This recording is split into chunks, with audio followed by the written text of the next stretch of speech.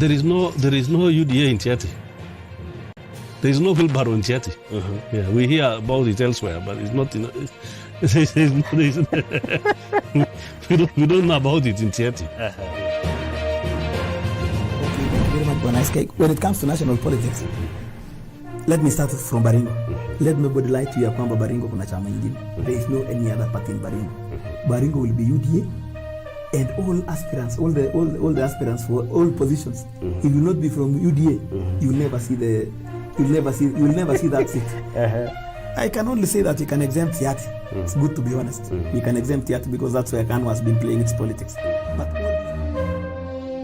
self-reliant. So I have a different approach. I've shared with you the different approach that I have. I want us to deal with issues right from that ground level. You know, Baringo has made a decision, and I don't think somebody will reverse about the presidency. In fact, when you get these people, they are no longer talking about the president. The real elephant in the house now, not even so much of governorship, but the real elephant is in the MP seats.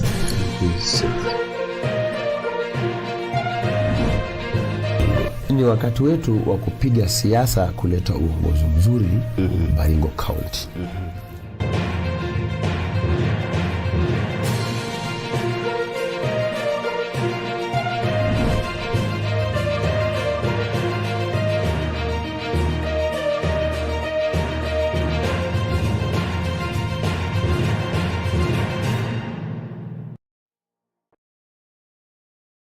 This is the Know Your Aspirant show.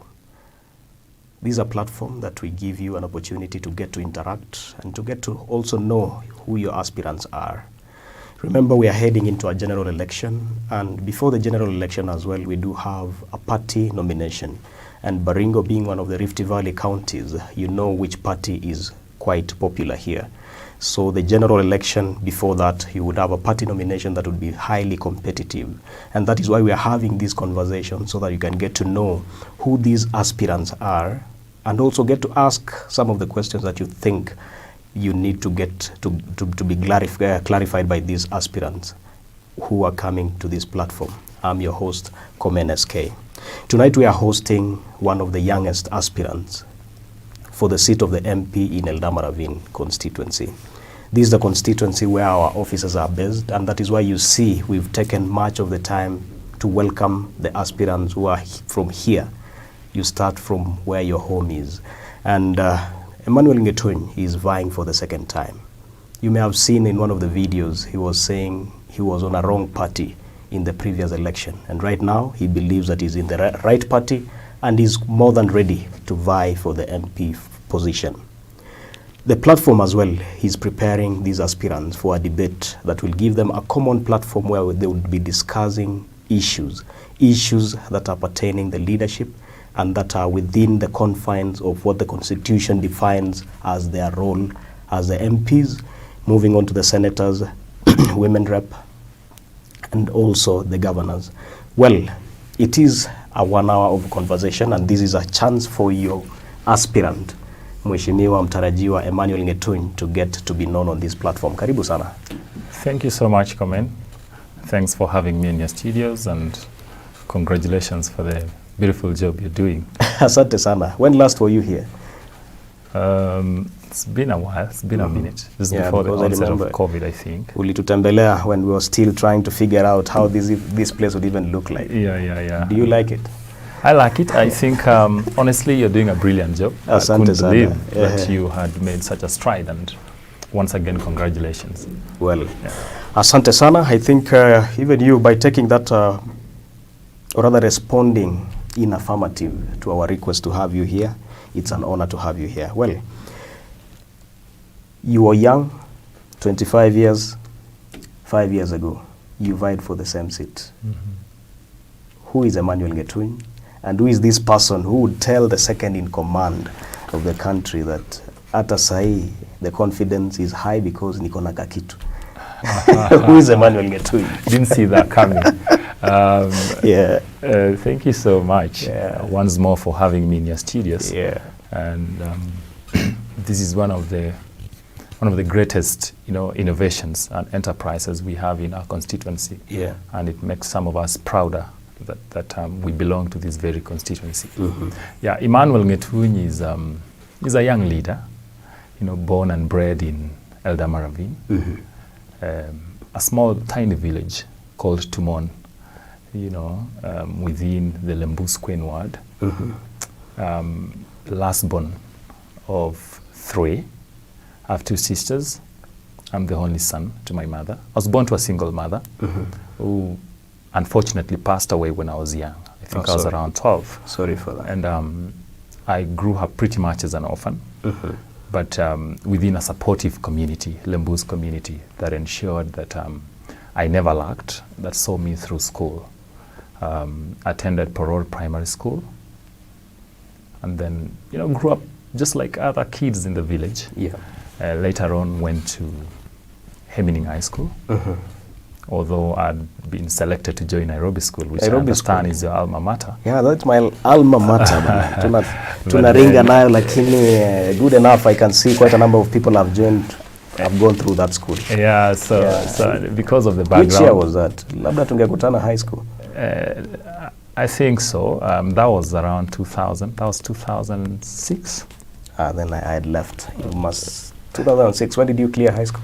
2010. 2010. Yes. Then I was quite senior. Yeah, that makes me feel quite old, bwana.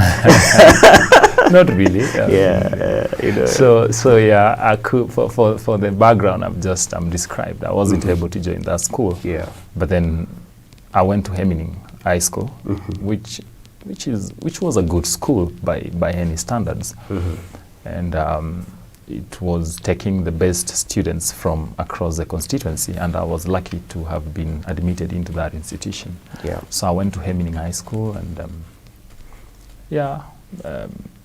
later on, managed to join college. I went to Moi University to study Bachelor's of Science in Hydrology and Water Resources Science. And after that I graduated and joined the very community that sponsored me to do the things they do. Yeah, they do best. Looking at the course that you took, I've seen I've known you for some time, especially on the online platforms, and you've always championed a lot on issues, environment, conservation and all that. That sounds like there's a relationship between what you studied and what you believe in. Or where did you pick the passion on environment? Yeah, water resources, or rather water as a resource, is pretty much a natural resource. And when you talk of environment and water, those are two sides of the same coin. Yeah. So you can't talk of environment, or rather forestry or climate, without talking about water and how the two aspects relate to each other. Yeah. So after I finished college, I was approached by the Lembus Council of Elders to help in mainstreaming the community forest associations. Actually, when we were negotiating for the management plan for the 5 forest reserves within the Lembus ecosystem, or Lembus forest. Yeah. So we were able to do that job, and later on I was also asked to help the community draft the Narasha Forest Community Association's constitution, which I gladly accepted, because it was offering me an opportunity to give back to the community that gave so much to me. So it was an opportunity which I gladly took and helped the Narasha Forest Association draft a constitution, and later on through the demand of the community, I vied to be its chair.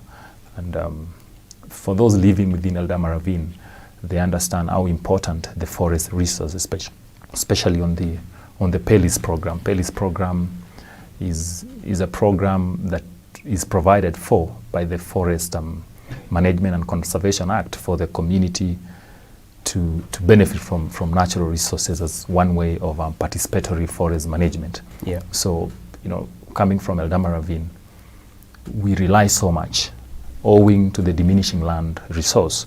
So most of our people rely on the forest land, to cultivate crops and maize in particular, that then feeds the constituency and even the greater county. So I gladly took the job and served for 1 year, and so many people know. I mean, Narasha Forest Community Forest Association, CFA, has the best constitution that has outlived my leadership, and as we speak, they're doing pretty good. We did so much for the community. I inherited an association that had been run down, that had 14 shillings in its bank's accounts, and by the time I left 1 million shillings. Well, complete with an office and even motorcycles. So you see where the environment thing and my career background, or rather professional background. I was interested to know that, because some people say, I did this degree for the sake of their parents, and now let me go do mine.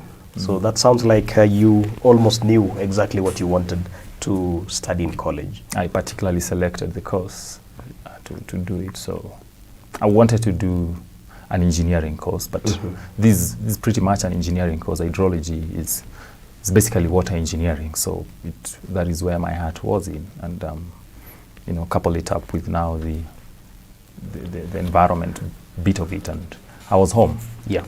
Well, moving on from college, your first engagement was with the community. Yes. Did you happen to work elsewhere before joining politics? Yes, I did. After working with the forest, with the Narasha Forest Association or Community Association, I got a job with the USAID, under one of their programs. Called AHADI, meaning Harmonized Agile Assistance for Devolved Institution. And I was made to be a programs officer, handling a docket of environment. They later seconded me to the Council of Governors, where I worked as a programs officer for the Committee of Environment and Natural Resources, including water. And that is actually where it exposed me to governance at the national level. That is where I drew the inspiration to run for office, because while working with the Council of Governors, at the pioneer times, under the able leadership of the giants like Isaac Ruto, and running a whole committee, meaning I was a senior technical officer, advising governors on all matters, water, natural resources. I was able to do much more, sit even through the nomination of the Council of Governors representing counties. I was able to sit in serious committees like the National Steering Committee that was responsible for development of Kenya, national water policy, and also participated in enactment of many legislations, including the foremost Climate Change Act of 2016, which I sat in the committee, or in the technical committee that developed it, and many other national steering committees on eradication of mercury and many others. So it kind of exposed me to the national leadership on policy aspect, and that is when I think it is important if I could expand that scope to be able to particularly serve the community through that aspect, and more so legislation. Well, that really shows a kind of a smooth journey. Some of us, or rather quite a number of people, go to college. They are not very lucky to get jobs. How did you manage to maneuver, or rather, how was your path drawn from exiting high school, or rather coming from being sponsored by the community, as you said, going to high school, a high school that may not have been of your choice, and now going to college, doing the course of your choice, and getting a job immediately? How did you get your path to be clear? Maybe to take you back a little bit, I normally say also I'm a child of God. I think not to me and the others haven't, but I also got engaged in community community work way before even I graduated from college. For those who can remember, I established Eldama Ravine College and University Students Organization that brought together all the college and university students coming from Eldama Ravine, from studying in across various institutions in the country. And I was its founding chairperson, and we were able to do a lot of things. Motivational talks in schools and pretty much, environmental work. And while I was doing that, I interacted with a lot of leaders. And I remember that time I interacted with the then Chief Executive Officer of the Higher Education Loans Board, who would become the first governor for Baringo County. And in what we were doing, because he was serving in an education docket, being the Chief Executive Officer of HELP then what we were doing in terms of motivation in schools, we synergized to do the job. And later on, when he became governor, he had known, what we were doing for the community. And I remember when I was serving at the CFA, through the community sponsorship, he appointed me to be the director of a Chemususu Water Company, one of the roles that I served while working for the Council of Governors. So it is the community work that led me into career, and that is where actually we say that is where the rubber meets the road, or that is what separates, I would say boys from men, because many young people don't want to engage in community work. They finish college and immediately want to earn an income. We voluntarily served. I personally voluntarily served the community, expecting nothing in return. And in the process, our talents, or rather my talents, could be seen by the world and community and its leadership, and therefore, I grew from strength to strength. But I think it was by grace of God also. I don't take credit of that, that I was able to smoothly transition into employment. And so it means through your leadership involvement while in school and bringing together leaders, or rather linking leaders and students, you got to find your way into getting a job directly from college. Not directly so, but it offered me a platform through which I could interact with many actors and many players, including leadership. And it is in these platforms that now, because when you sit with a leader and they identify your talent, and they would want to utilize that talent that you have, then they offer you an opportunity to serve. But I got my first job at the USAID through sheer, it was an application. It was an interview, and but what gave me that job was my background in community work, because these organizations, they are interested in what you do for the community, because their programs are geared towards community improvement. So if you have such a background, then you stand a better chance, and that is how I ended up. And then later on, of course, as they say, the rest is history. Sure. I was asking that because at the end of the day, majority of the people who are watching this program are between maybe 18 to maybe 45, and majorly the youth. And maybe someone is sitting out there and they're wondering, how did this person manage to maneuver? And they have heard your story. And maybe just to finish on that, what would you advise a young person who is in college right now, and they're worried that maybe they'll study, they wouldn't get a job? What would you want to tell them? My advice to that young man or lady in college, doing whatever course they do, whether it was a course of choice or through the random selection of courses that we know, is that don't study to get employed. Study to become a better person who could be useful to the very community they belong. Their reset, rather their baseline should be the community they belong. And let them get the knowledge they are pursuing, upon which they should retreat to the community they belong and look around what they can do, use the skills, the knowledge acquired to improve or better the community they belong. And as they do that, the other things start rolling. But if they study expecting to be employed, that is where you start having problems. You start having expectations that end up, creating disappointment and disillusionment that we now witness among the young population. I think what I should also tell you, while in college, I was a student leader in college, and also an entrepreneur. For those who know for those who know the student center. I mean, I was running a photocopy shop. I mean, I was a Sonkore in college. I mean, I could sponsor student politics or student politicians. And I don't think there's anybody in college who doesn't know me. Because I was doing business. So already I owned my business skills while I was still in college, because I wanted to be an whole-rounded student. Wow, ulianza mapema sana. While at the University of Nairobi, getting an opportunity to run even a small tuck shop was a problem. I think my time in college is when I got to learn about the word cartels. Those things are run by cartels. And it means where ulijanjaruka mapema. No, they were cartels.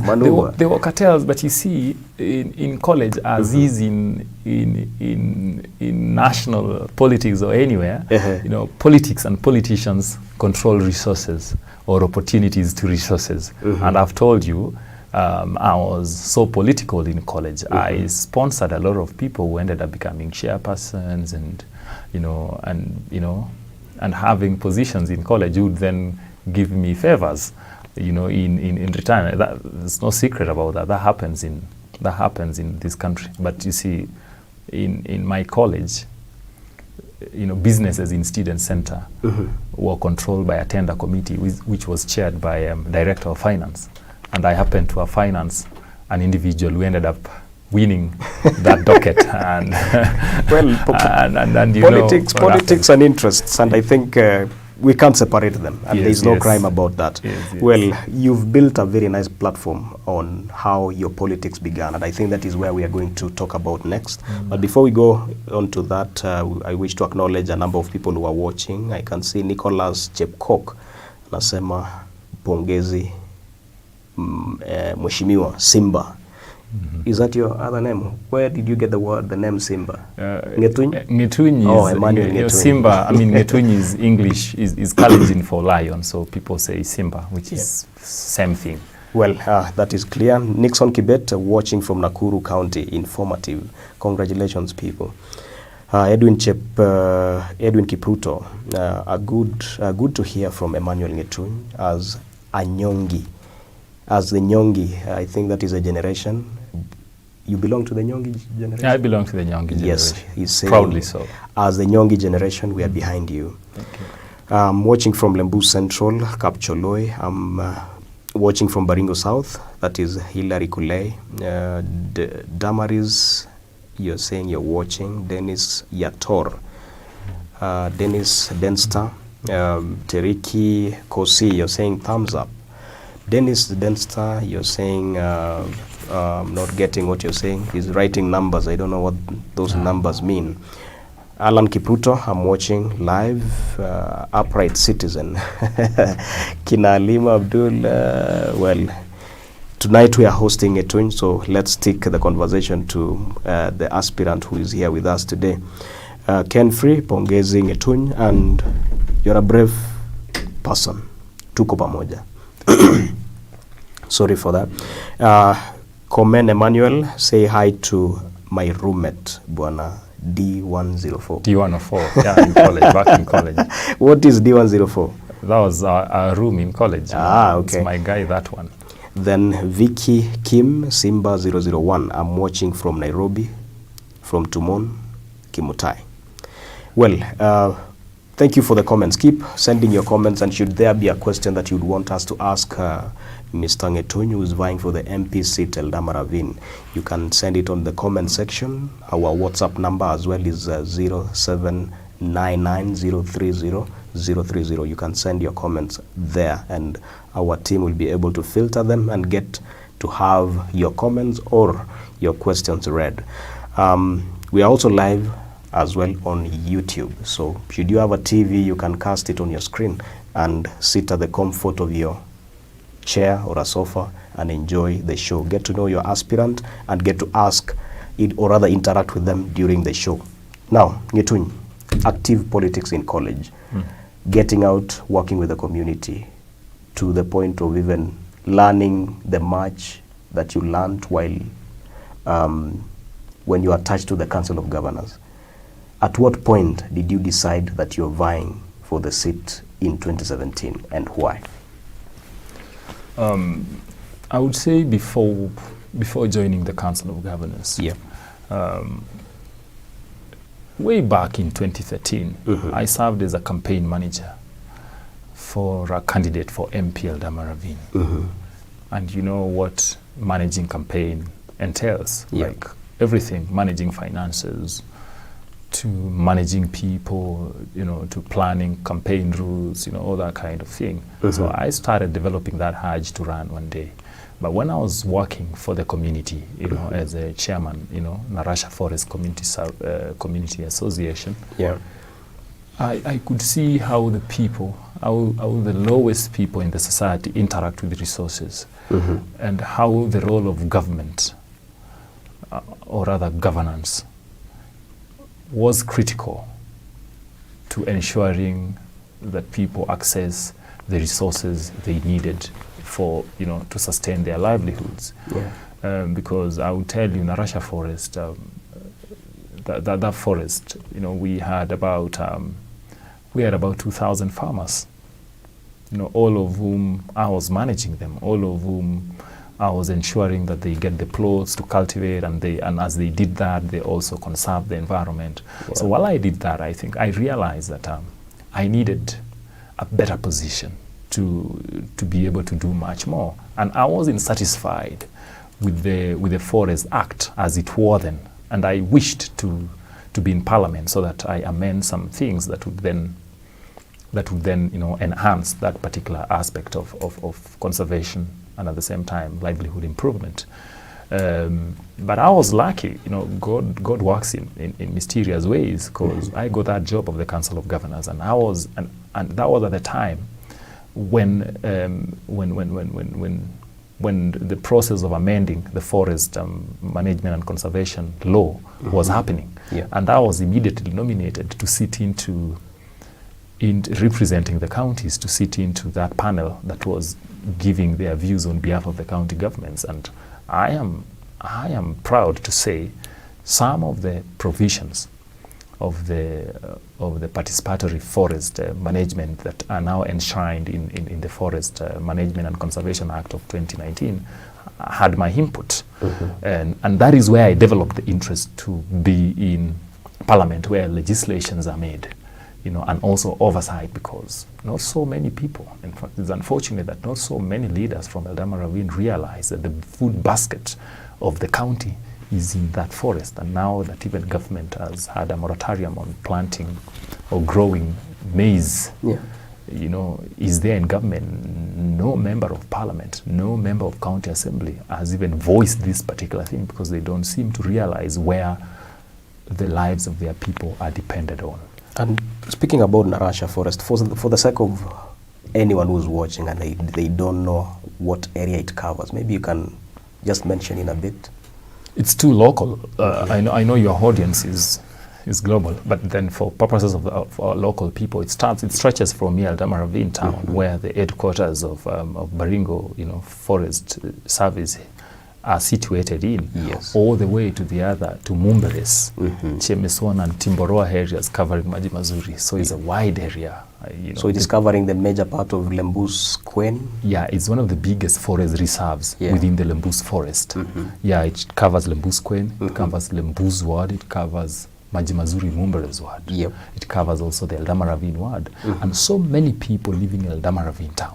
Those living in the Nubian village, those living in the Shauri village, those living in, you know, KCC area, all of them, because, you know, that is an urban settlement. So they grow their crops in the forest, and that's where they get their food. Well, speaking about Eldama Ravine and maybe the major part of Baringo, depending on that forest as a food basket, what's your take on the regulation that came a few years ago? I could see, not even a few years, last year, I could see some leaders and even the community. There are some stories that we covered, people complaining that the government is buying them from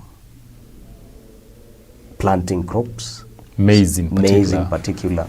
What's your take about that? And now that you're vying to be an MP, what hope can you give to these people at this time? That is so insensitive. That was uncalled for. That was an emotional, decision that was not well thought out. Because even if you want to do a moratorium, you prepare people. I mean, there should be a transition that from next year, but you can't just do it as that. And I know the causes, and I don't want to take much time discussing that. Yeah, but I know those issues, and those are things that is first in my, agenda when I get into Parliament come September. And how are you planning to sort that out? I mean, those are matter of regulation and laws. That is, I'll be going to the theatre of all that work. Well sorted. You launched your campaign on the 29th of December, and a few people thought it was a bit late.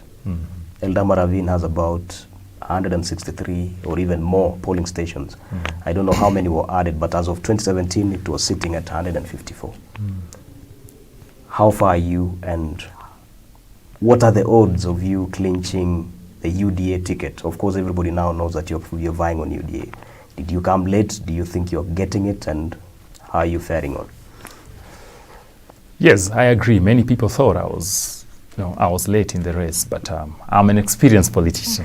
I can say I'm young now. I think I'm 30 years now. Yeah. But I'm an experienced politician. I ran in 2017, and that time I was running in a Kanu ticket, using a Kanu ticket, and I did a good campaign. I campaigned for 2 years. 2 years? 2 years that time. Wow. And I have my name out there, and I got votes. I got thousands of votes. So you keep saying thousands. I got 4,000 votes. And that's, 4,000 is like doing the pie. The winner had how many?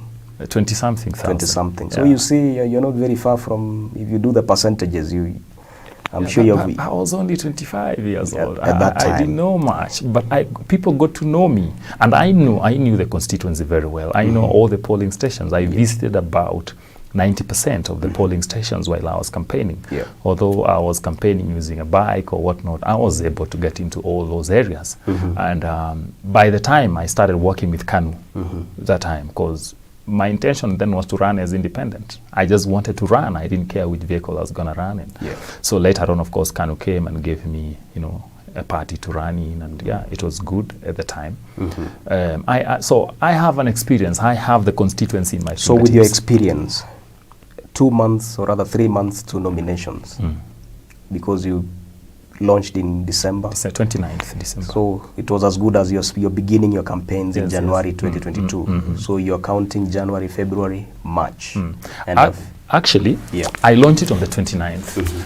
And then I did some little small campaigns for 3 days, and they left to Cape Town to go complete some work I had with some organization. That went for 4 days, and they came back. So I've been campaigning. I've campaigned actively now for about 24 days. 24 days. And you can tell I'm the leading contender in the race. So that speaks to experience. That speaks to, to somebody who understands what they are getting themselves into.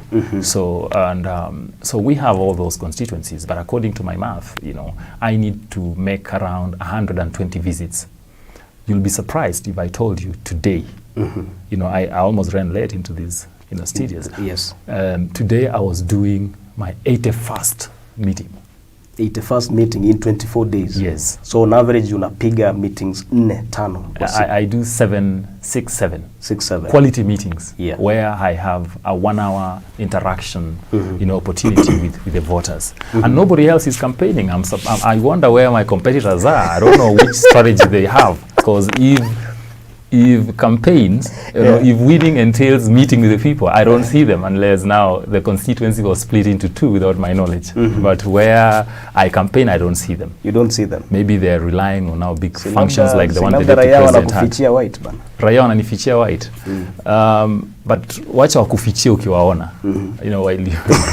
But not when you are not with them. When you umesema maybe you don't see them, I'm thinking maybe these people don't tell you who has come before you. But of course, we have our intelligence. We have a structure, have a serious campaign structure, serious campaign machinery. I would even want to, You know, I don't want to be overconfident, but I'm telling you, I am meeting an average of 650 people per day. Per day? Yes, 650 people per day.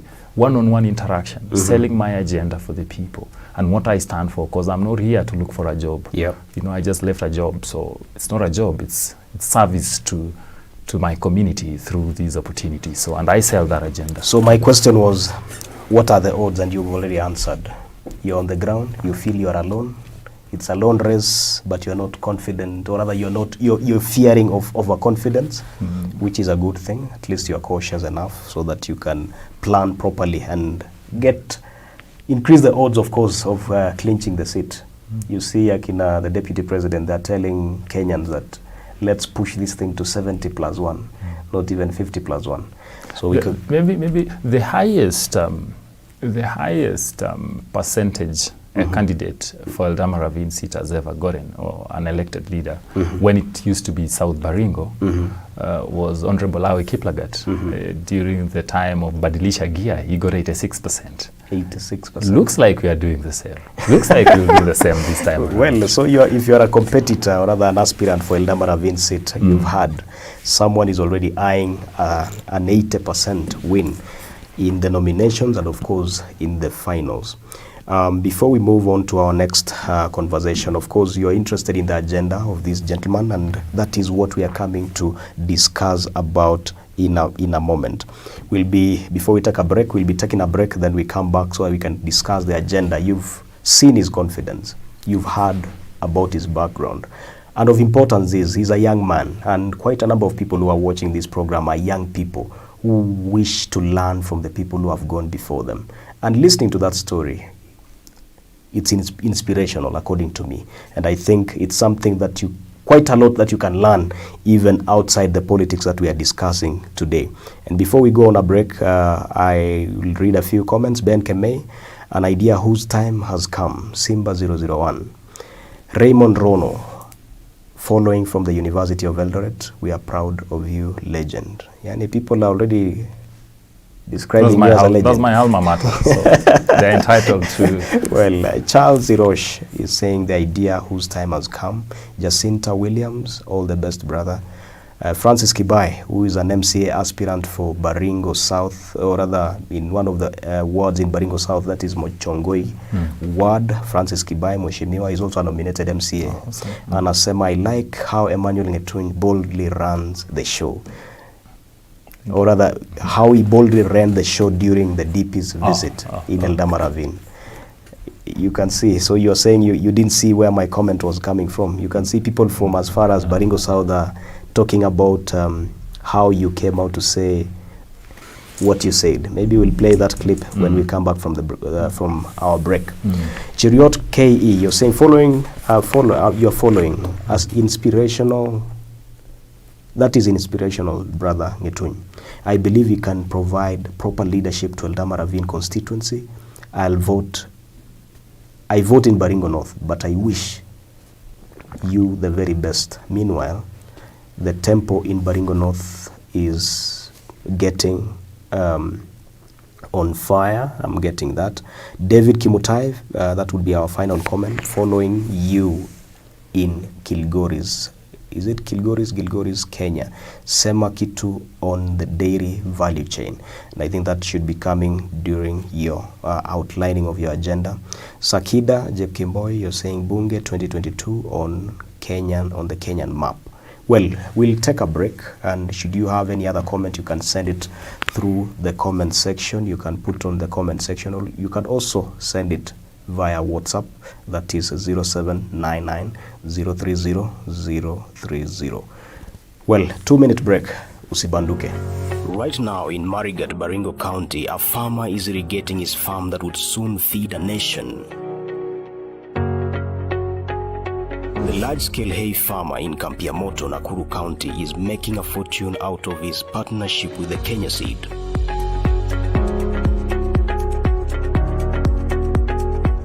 Coffee factory set up by a farmers cooperative in Baringo North is set to start exporting coffee beans.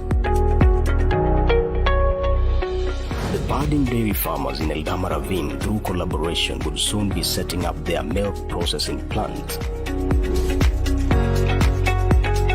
And these tea factories in Nandi and Elgeyo Marakwet counties are yearning to expand, owing to the ease of paying farmers who supply them leaf. Workers at this flower farm in Njoro, Nakuru County, wake up every day to spread the love across the globe. And for this retail shop owner, his dreams are valid. One day he will own a chain of supermarkets. There is a spirit in the sky that drives people to do more. It is in our customers, our employees and DNA. And it is another reason to look up to Skyline. Skyline Circle, passion for excellence.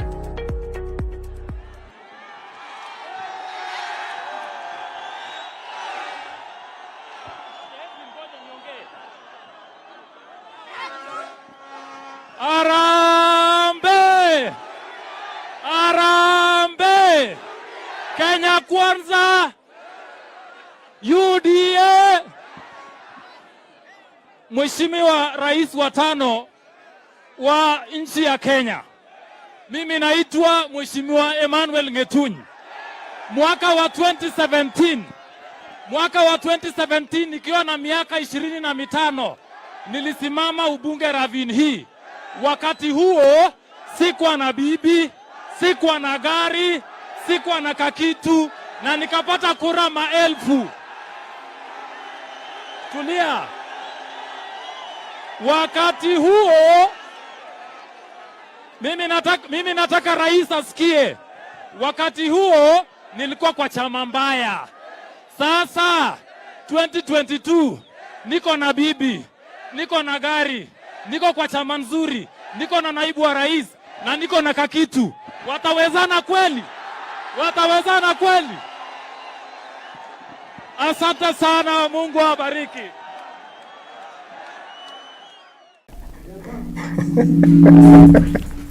Well, uko na bibi, uko na gari, and finally to the deputy president, uko na kakitu. And after that event, we could see you walking with him to the chopper. Mulikuwa mnasema nini? Interesting. Yeah.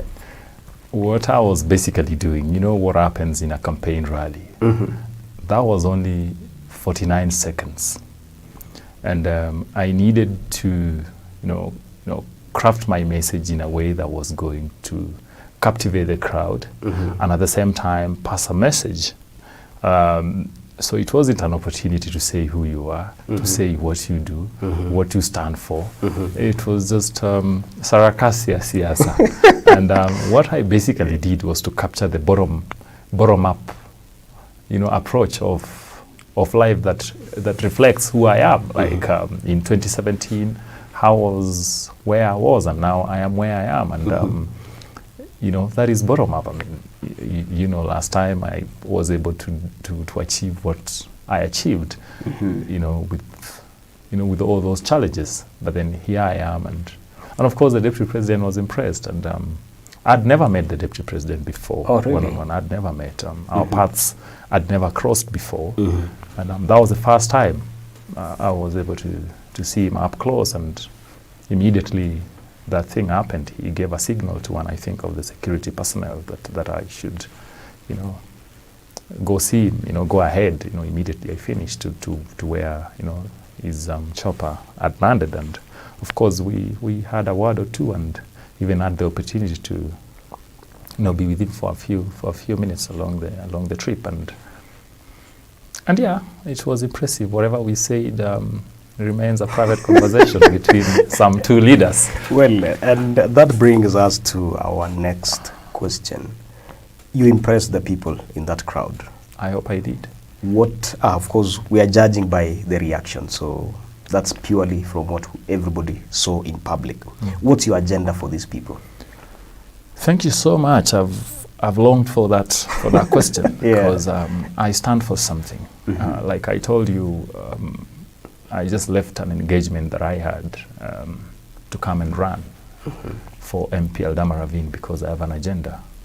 An agenda that I think is captured by my slogan, that I'm not focusing, or my campaign is not focused on the next elections, but the next generation.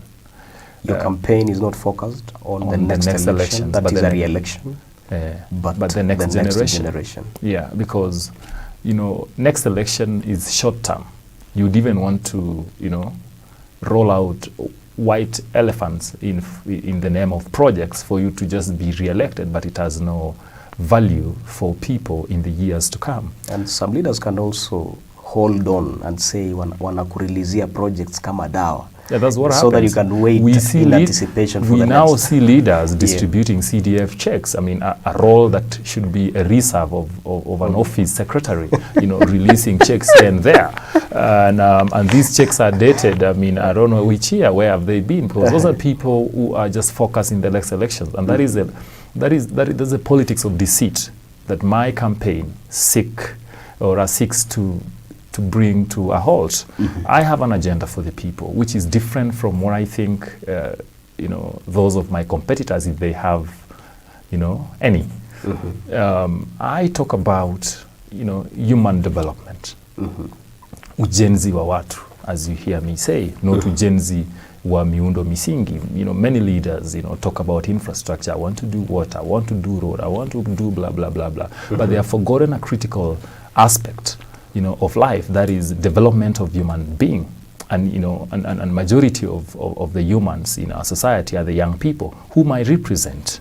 And they have been forgotten. The opportunities, you know, where I come from, Eldama Ravine, you know, the resource that has always, you know, defined the livelihoods of our people has been the land resource, which is diminishing at a very high rate. So our people can no longer rely on land as a resource. The economy, as you know, is not, you know, moving at a pace that can generate opportunities for the young people of this country. And therefore, we need leaders that are going to reorient their thoughts. They are going to refocus into, you know, looking at ways of empowering the young people. That is why under my program, you know, which is, you know, priority, is I talk about youth empowerment. And while we were crafting or coming up with our manifesto, we struggled to get an alternative of empowerment because it has been overused and misused. So, but we had to have it eventually because we couldn't get you know, a replacement or an alternative. You know, and I go down and talk about what I want to do under a program that I seek to roll out called Eldama Ravine Off-Tech Program, a program that seeks to empower 100 young people annually. And equip them with skills and necessary skills that the market require. We don't want to train people, waste resources in training people who end up coming and become border riders. Not to degrade border riders, but we cannot crowd that enterprise. We should, you know, we should offload some people into other enterprises so that the other one becomes profitable. We need people who are equipped with skills that are relevant to the market. And for us to know, because the greatest implementer of projects or spender is government, and government spends its money in form of projects. President Kenyatta, for instance, has Big Four agenda, which mirrors the Vision 2030. And some of these projects are big projects that are implemented in a period of, you know, of 5 to 10 years. And when you know, look through, you know, these projects, it creates an opportunity for our young people to earn a livelihood. But young people who are equipped with the skills that are needed during the implementations of those projects. So we need leadership that asks themselves or itself, where is this country headed? What are the projects under the Vision 2030 that we are going to implement in the years to come? And ask yourself, do we have the skill set? So you prepare these young people? We prepare in advance, and that's why I talk about the next generation. If I wanted the next elections, that wouldn't have been my priority, because these projects sometimes come in 10, 15 years to come. But we need to prepare them so that when these opportunities come, we have ready-made young people who are just offloaded into these opportunities. I think that makes a lot of sense, because when did the SGR begin? The project began somewhere in 2014, 15 thereabout. And I could read somewhere, there was an article written by one of the opinion writers on the newspapers, and he was saying there was an acute shortage of people who could weld. grade three welders and whatnot. Just because we have a leadership that is focused on next elections, we have a technical institute in Eldama Ravine. That is not enough. We should go deeper and ask ourselves, what courses are being offered in these institutions? You know, are they tailor-made for the market? I mean, are we churning out, useful skills, or we just populating environment with people who are not even useful to themselves? So that is one of the key element of Eldama Ravine Offtake program. Maybe I can seek clarification on these 100 people Offtake program, 100 each year. How are you planning to empower them with these skills? Are you taking them to local institutions, or how are you planning to? Exactly, local institutions. We have many polytechnics at the county. We will have to work with the county governments because most of these institutions, are within their realm. Yeah. And I will later on talk about, Eldama Ravine Leadership Forum, which I intend to create, that will bring together all the leaders elected and nominated from Eldama Ravine, so that we have a platform through which we can, harmonize and discuss how we can move the county forward. But just not to forget, under that program again, among the 100 that we will train tailors. Why do I say tailors? Because under my manifesto, for those who have read, I intend to establish Eldama Ravine Textile Center. Eldama Ravine Textile Center. Textile Center. Eldama Ravine Textile Center, will be, of course, a factory or a place where we will equip them with, modern machinery for sewing clothes. Yeah. Why did I pick textile? Yep. In Eldama Ravine town, we only have one major industry that employs people, that is Ravine Roses, that has been there since 1997. 24 years later, with so many leaders in between, we have not had anyone who has hood an investor or who has invested in an industry that can create employment. That is an embarrassment. That is an indictment to the people of Eldama Ravine. Because how then? Because Ravine Roses employs about 2,000 people. If that business closes down, Eldama Ravine is a ghost town. Because the money in circulation in this town that makes it even the biggest revenue generator for the county is because of Ravine Roses, 11 million shillings that circulates every month.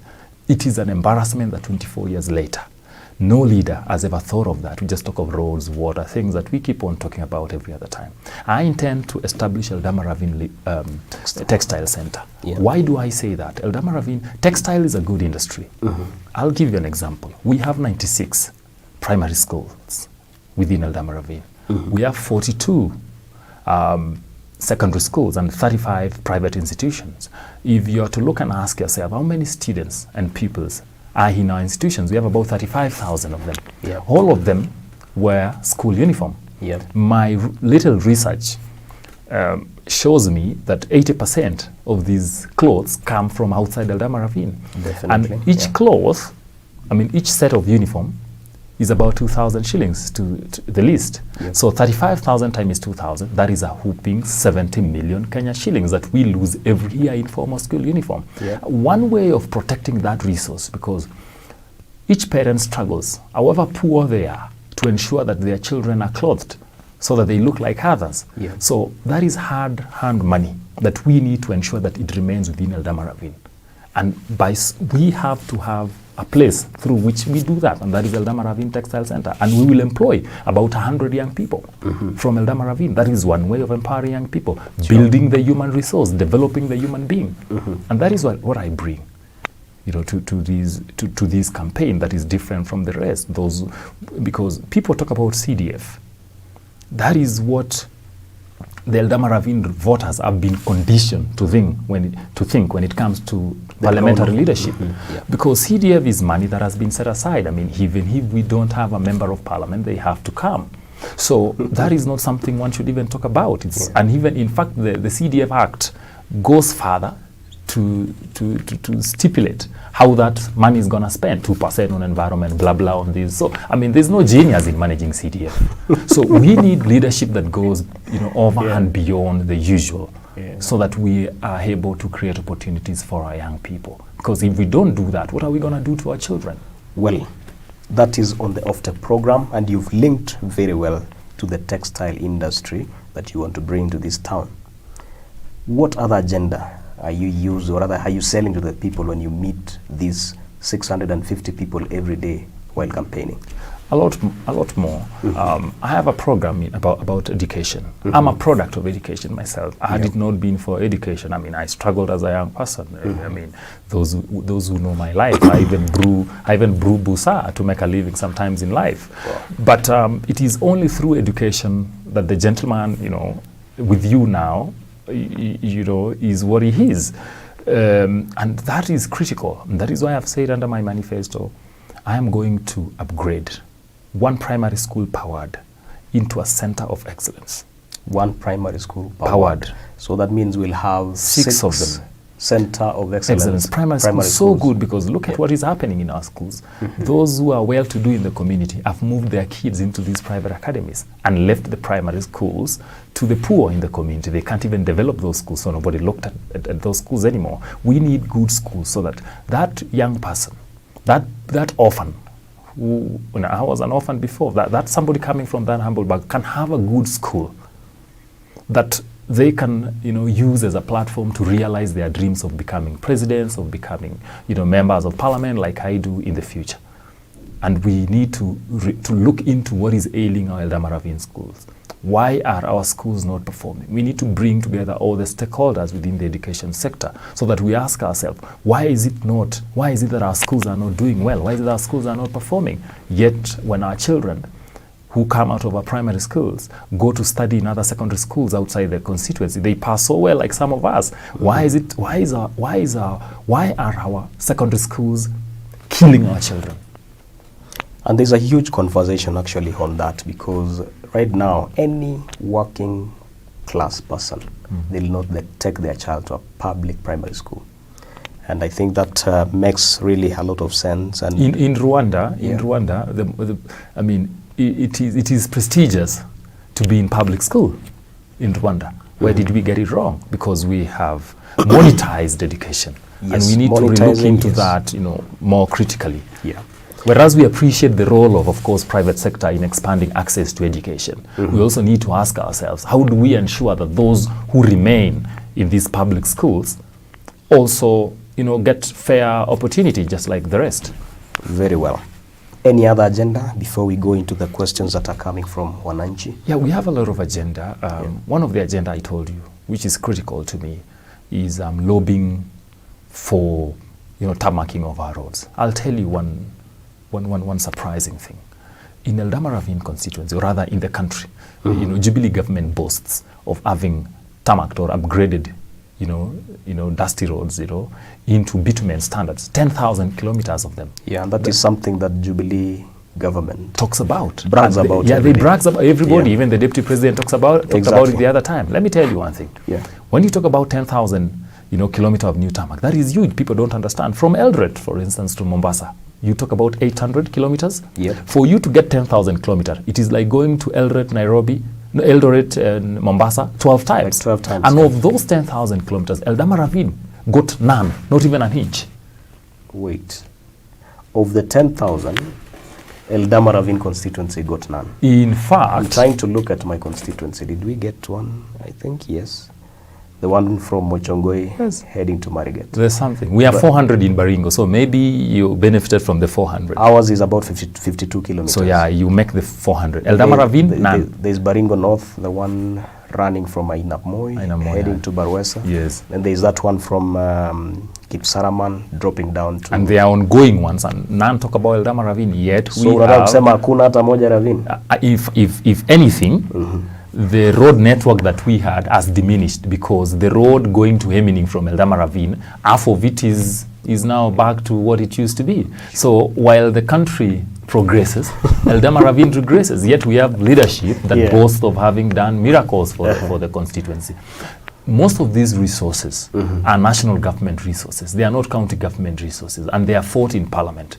They are fought in those committees, because part of the reason why I say I'll establish Eldama Ravine Leadership Forum, so that we approach this issue as a joint force. I've never seen Baringo leadership go to Statehouse to petition for development like others do. It's unfortunate that we still have to petition development in Statehouse in the first place.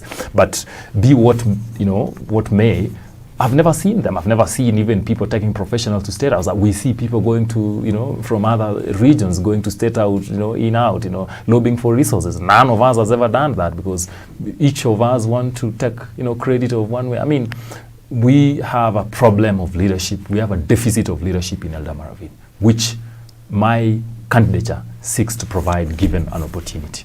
Well, that's well handled. And maybe before I go to those questions that are coming from the viewers, since 1997, I was in class 3. Where were you in 1997? Yeah, I'd even gone to school, really. Maybe so 1997 to 2022, that is about 25 years. Eldama Ravine has had 2 MPs. Yes. Those are your predecessors. One of them served for 2 terms, another one served for 3 terms. How do you see your leadership being different from theirs? Of course, we've heard from the agenda, but how will you be different from your predecessors? A leadership that focuses in the next generation, not the next election. Thank you. That's well taken care of. Let me sample a few questions that are coming from the viewers, then we go to the tail end of our conversation. I'm looking for questions. I may not dwell so much on the comments alone, but there's one very interesting comment from Philip Yator. It is an international grade kind of conversation, very candid. In fact, anatumia CNN, which means the content they are consuming here is quite impressive. Tunashukuru sana Bwana Philip. David Kimutai, that's not a question. I'm looking for a question here. I'm sampling them. Ravine people, let's not waste such energy, eloquent hustler. I don't know if that should have been a question. It's not coming out well, but he ends with, it's about the next generation and not the next election. Well, let me check on WhatsApp if there is any question that has come up.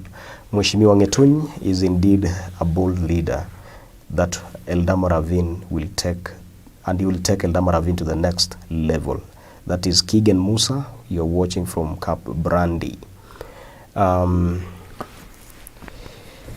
Sounds like you've really answered much of their questions. Nani is asking a question. There's one thing I think I should add. Let me just finish these comments. Ngetuny is the best leader for Eldama Ravine. He is an outgoing, he is outgoing, go-getter, determined, and would be the best leader that Eldama Ravine requires. Sumukwa from Eldama Ravine. And finally on WhatsApp, hello, I'm Lincoln from Mumbere's Majumazuri ward. He has 3 questions. What is your opinion on the amendment bill on the political parties that was passed the other day? After 2017 polls, that is number 2, what did you do to the people of Eldama Ravine so you may build your trust on them? Number 3, please clear the air for us. There is a nuisance on the ground that you are just a state project. Please clarify on that. Thank you so much. On your last question, I would love to be a state project. A humble boy from a tiny village, catching the eye of the state and the state wanting to sponsor you. I would want to know the motivation. But I think it's normal in the campaigns. Propaganda, as you know already, is that we have a huge impact on the ground, and we have left our competitors grasping for air. They would, run helter-skelter, get whatever they can be able to get. But, far from that, he has also asked a very important question about what I've done for the people of Eldama Ravine, in between those years. And I get that question a lot. And I think it's because I'm ahead of my time. And people think I'm so old. I was just ran when I was 25 years old. Like I told the deputy president at that time, Sikwa na bibi Sikwa. I was a young person, not married, no what. I had also the responsibility of developing myself as an individual. Yeah. But it's a good question because I'm an entrepreneur, as you have known, engaged in production, and supply of construction materials. Yeah. And I have industries in this county. So by you imagining that you'd bring a textile industry, you already have that. Yeah, I have started on your own. I have industries in this county, some in Eldama Ravine, that employs 200 young people. Wow. Yeah, 200 young people. We're only 9 here, and we feel we are changing the world. You are. I mean, the world is changed, one soul at a time. And you're talking of almost 20 times what we have here. Yeah, and that is on my individual capacity within the county. We have done what what God has enabled us to do. There's one thing I forgot to mention key in my manifesto, is that given an opportunity because looking at the employment or unemployment situation in the country, I also have a program which will provide opportunities to 50 young people every year from Eldama Ravine, every year to go abroad, to go seek for opportunities. So in one term we are talking of 250 young people from Eldama Ravine. And they should mark my words, 50. I have friends, and I mean, the job I was doing before, working in the NGO sector, I was based in Belgium for some times. I was in Cameroon for a while, Germany and Italy, and we have made friends that are ready to, lend a hand in trying to resolve this unemployment situation by providing opportunities, be it scholarship and whatnot. That's quite attractive, really. And if I was someone from Eldama Ravine, I would wait for you to be the MP and I'll tell you, hey, ebu nipeleke maju. And this platform also gives you, the viewer or the voter, an opportunity to hold your leaders accountable of their word. You realize that this conversation will not go anywhere unless we... Internet never forgets. Yes, unless we delete it.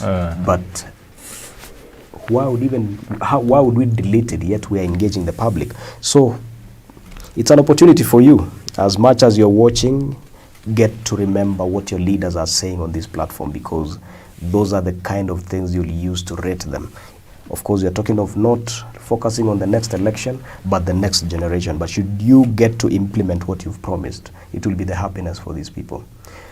There was a second question on, there's someone who's asking here, how are you planning to eradicate cartels in your leadership? Good question. I get that a lot, and looks like it's a bother for our people. And when I try to delve deeper into what cartels mean in leadership, I think people talk about those people who work or who surround, or whom the leadership of the time surround itself with. The gatekeepers. The gatekeepers, and they are normally in any palace or in any leadership. But this is what I intend to do, because a member of parliament cannot lead directly. He or she has to lead through some people. So I'll come up with a public participation structure where members of the community organized in location or sub-locations will come up with a structure once we get into office, will be electing their representatives. A serious elections. And this representative will therefore work with me, because we need to devolve democracy further. It is not enough. Of course, I am a representative of the people at the National Assembly, but that is not enough. I should ensure that the content I represent in the National Assembly is also representative enough. So I will create a structure that enables the community to annually elect their representatives, whom then we will work together, or who will work with me as their member of parliament, so that we have these issues. And if that person, presents or represents his or her own interests, these people have an opportunity to change that person in the next year's election, because it's going to be an annual thing. So that is how I intend to end cartels. Another thing that helps me, where cartels come from is when a candidate is a project of some people. Nobody funds my campaigns. And that brings me to the next question. You're a young person. You're hitting the ground 24 days in a row, meeting 650 people every day. How are you financing your campaign? What do you need to campaign? You need people to mobilize people to come to listen to you. I have content. That is what I sell. That's what people come to listen to. So the only thing I need is some few coins. Logistic. I can move. I have only one vehicle, so I can move from one place. Just fuel, and of course facilitating mobilization of people. And because people are tired with old leadership, or with the kind of leadership that exists at the moment, so they turn up in good numbers to come and listen to me. So I fully finance my campaigns. I'm not funded by those big boys, those people are waiting for favors when I get into office. So nobody will be entitled to my leadership. I will be serving the people. And I'm saying it, if there's anybody who funds me, let them come out and say, I fund you and whatever. I'm not funded by anybody, and therefore I'm not going to be a captive to any individual. I will be of service to the poor masses of Eldama Ravine. Well captured. Political Parties Act, do you think it will work in your favor?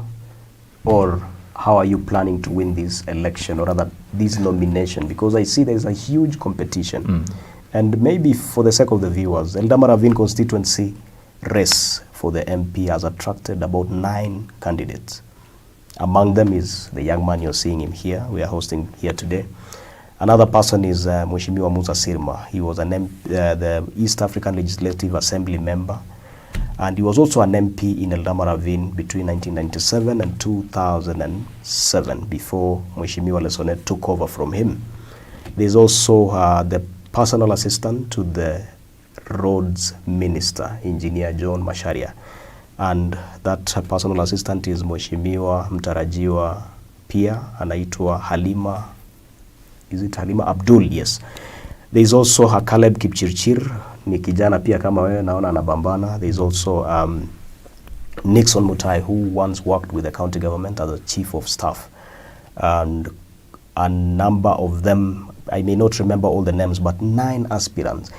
And all these people have gone to pick the UDA ticket. How are you planning to maneuver with a new law that dictates that only the members of a party are going to nominate you? First of all, that law has always been in existence. The only problem is that our political parties, do not have capacities, to manage the logistics of registering members and whatnot. But it has always been there in the law. But I think somebody was talking about the new, the law, the amendment on coalition, providing for coalition and the corporate, political parties and whatnot. Yeah. I am of the opinion that it is not a good idea to change election laws every other time we near an election season, because it creates suspicion. Why can't we do that? I mean, do you mean the aids or the brains of our leaders are dormant for 4 years, and then now when it's an election year, now they think on twisting one or two things? It's not a good, regardless of whatever they are changing. It is not a good thing to keep on changing goalposts when so it's not a good idea. But I mean, for those of us, I believe in the people. I know where the conversation is coming from, that, I need to register my people. Then how do you know that they are your people? In fact, I'm waiting for my competitors to register people. Those are the people who are going to vote for me. At their cost. At their cost. Those are the people who are going to vote for me. Well, on the same issue about parties, someone is wondering, why did you leave Kanu? And you told the deputy president, I was in the wrong party. Now I'm with you. It is said that doing the same thing twice and expecting different results is insanity. It is a definition of madness. It's a definition of madness. So, I'm not a mad person. I ran on a Kanu ticket. I lost not because I didn't have an agenda. For your information, I haven't changed my manifesto. I only changed the colors. Of my manifesto. It's the same thing.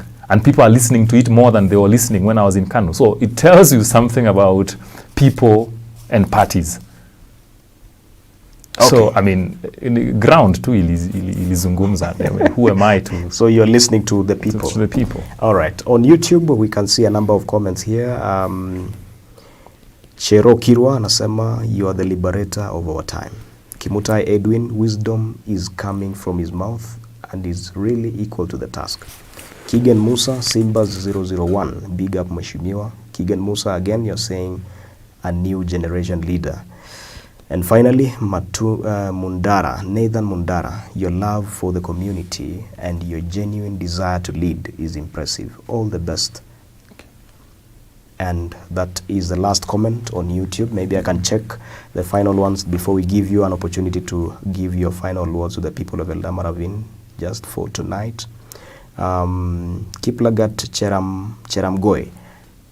I can listen to this gentleman again and again. Right man for the job, young and vibrant. Hazel Jepwech, how can you describe your relationship with Mheshimiwa Dr. William Samoei Ruto? To describe my relationship with the Deputy President? Yes. It's cordial. Like I said, I just met him the other day for the first time, but it's cordial. I find him, I would want to be president of this country in the future, and he's an inspiration because his background and mine are almost similar. So you're from Baringo. Looking forward to him. Yeah. So for the sons and daughters of Baringo, we are proud to have someone who is dreaming to be the next president of this country.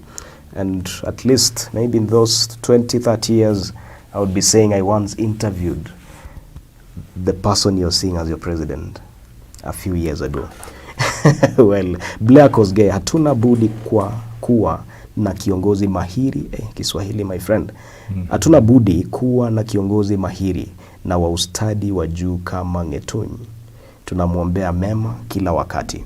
And I think that sums up the comments that I've been able to read. We've taken about an hour and a half against the 1 hour that we had planned. Oh, really? Maneno yako ya mwisho kwa siku ya leo for the people of Eldama Ravine. Thank you so much once again, I mean, for the third time, Yeah. for having me in these studios, and to the people of Eldama Ravine and beyond for taking time to participate in this interview. One thing I would want to tell the people of Eldama Ravine is that the choices are clear. I mean, they are so distinct. I mean, between the leadership that is focused on the next generation and those that are focused in the next election. This is the most defining election for the young people of Eldama Ravine. Let them seize this moment and elect Emmanuel into parliament, and they'll never regret. Well, I think I'll take you back as much as you've said your final word. Where do you see Eldama Ravine in the next 5 years, should you be elected their MP?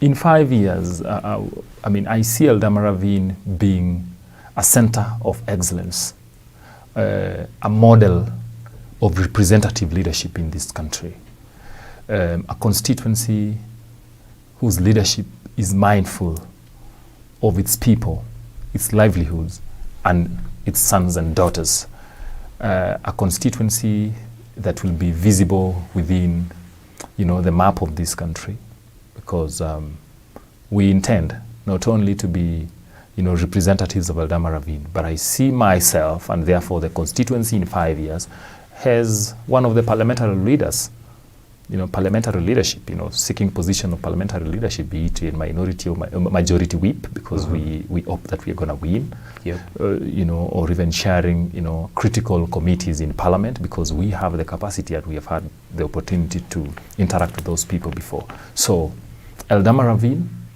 in the next 5 years is going to be a model constituency on the aspect of human development, especially youth empowerment.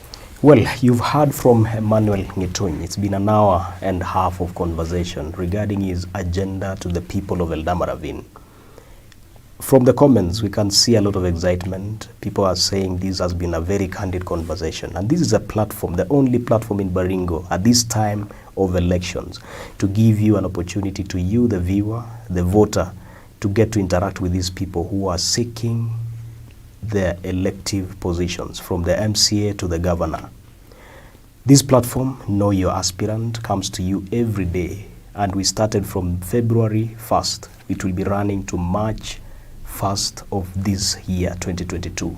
This program is preceding a series of debates that is focusing on MPs, women reps, Senate, and also the governor's debate.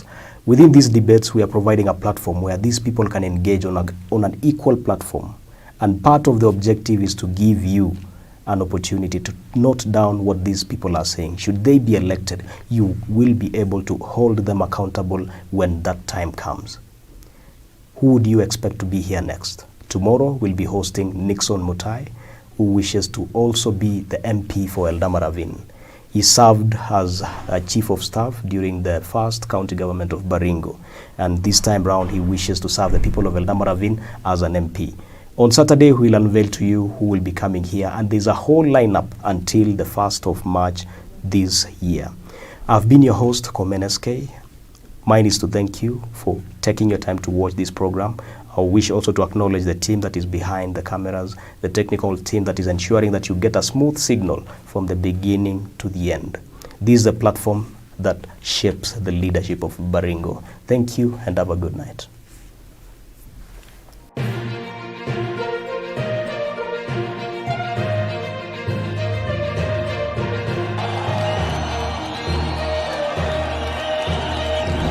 There is no UDA in Tiaty.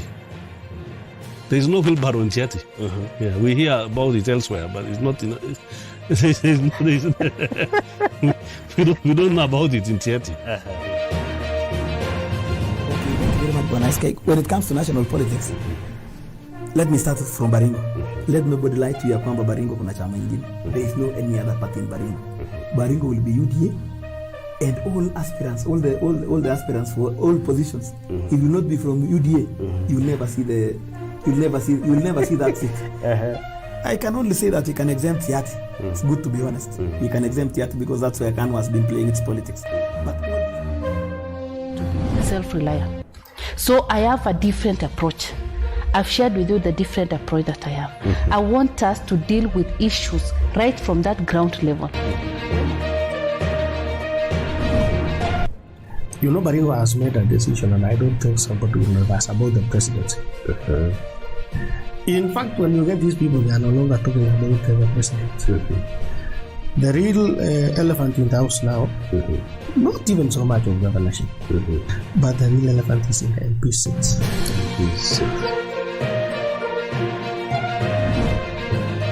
Ni wakati wetu wa kupiga siasa kuleta uongozi mzuri Baringo County.